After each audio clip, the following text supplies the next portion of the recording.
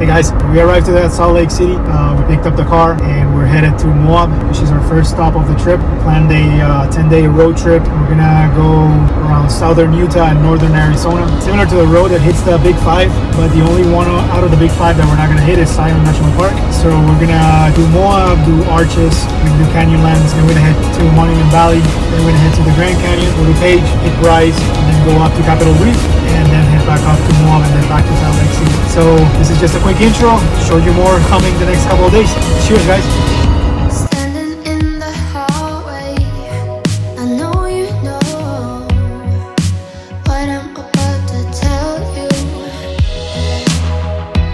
I've just realized that you can't let go. It's something about me and you. So let me stay here a little while, at least until I calm down.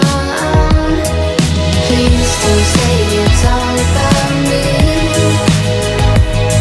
It's something about us, something I like to try. Please don't say it's all about you.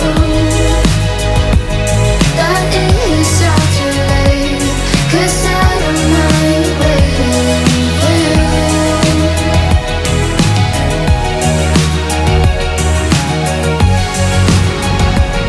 No, I don't mind waiting for you.